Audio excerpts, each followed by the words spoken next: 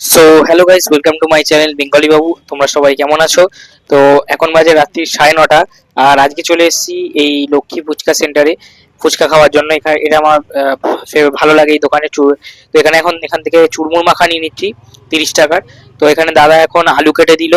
আলু কাটার পরে এখন তারপরে দিয়ে দেবে হচ্ছে এখানে আহ, আম, কাঁচা ছোলা।